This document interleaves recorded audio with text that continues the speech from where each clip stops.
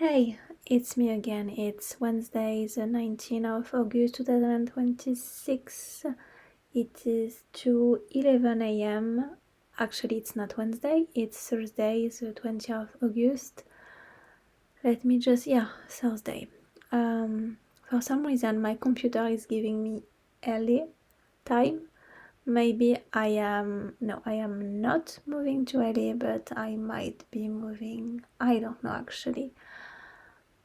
I don't know what it is with me and the US, most particularly. Actually, it's not the US, it's New York, but I will come back to that later. That is not the point. Okay, so I believe this is going to be so relatable for so many people. You know, when you are going to school, right? Let's say you are somewhere between 6 and 12 years old. Actually, I would say more like 9 to 12. Let's say you are 10. You go to school and your teacher is awful. She starts yelling at you. She's being abusive, basically. She's like, you don't understand anything. Everyone else understands. Why do you keep making me repeat myself? Basically, she is awful. So you go home upset, and then most likely your mom or your dad or both are like, hey, what happened? And you start telling them what happened, and there are basically two options. Either you have the loving mother who is like, what happened? Okay, let me take care of this.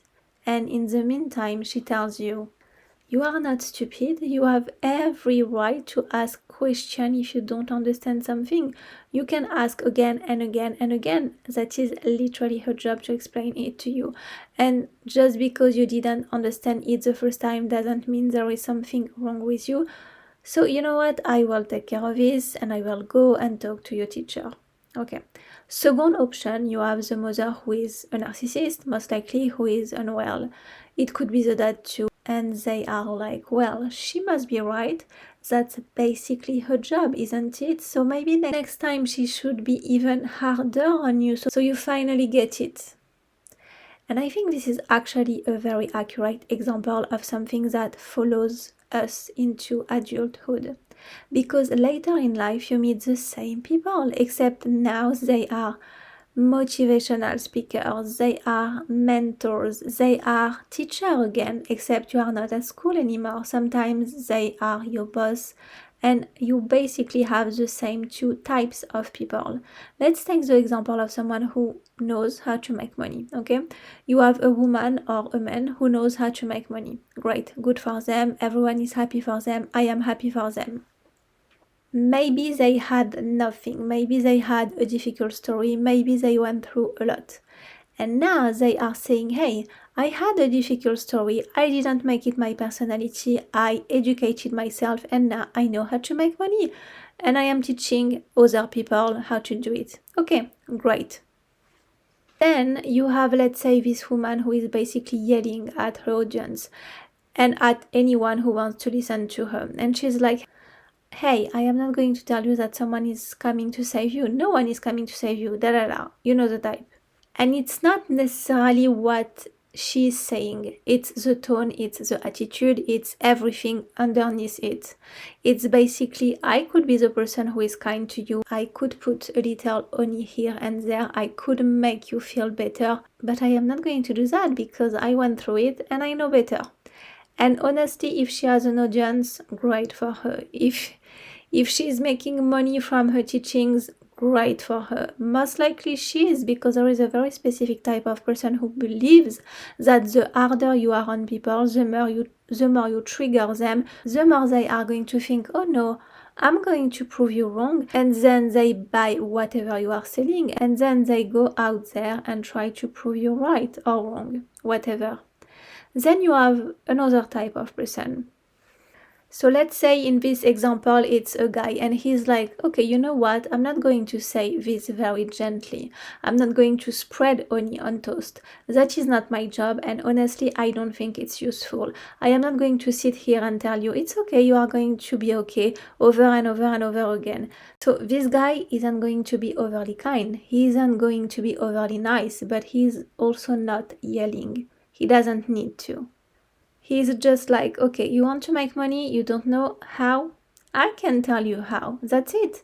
He doesn't need to bully his audience. He doesn't need to say, you stupid. He doesn't need to say, with all the tools we have today, a 15 years old can make money. And if you can't make money, something is wrong with you. No. He doesn't need to do that. And I think this is so relatable. I don't even need to tell you which type of profile I would personally go for. I think you already know. But again, everyone is different. I just think you should remember the example I gave you, because when you are a child, when you are going to school, you don't think it's normal for a teacher to yell at you. You don't think it's normal for a teacher to bully you. You don't think it's normal for a teacher to make a whole scene because you didn't understand something the first time.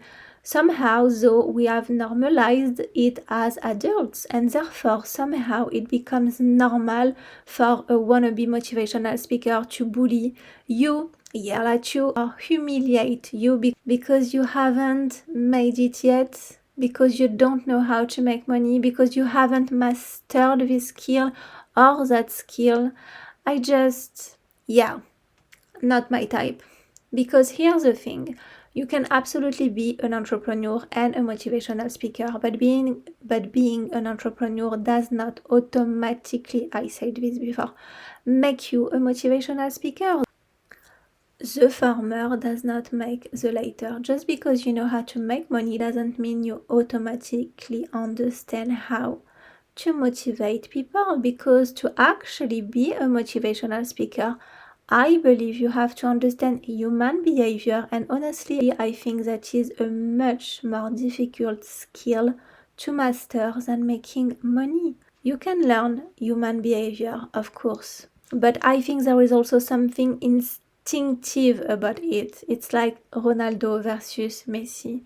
You either have something in you or you don't. And if you don't understand human behavior, it has nothing to do with being overly sweet.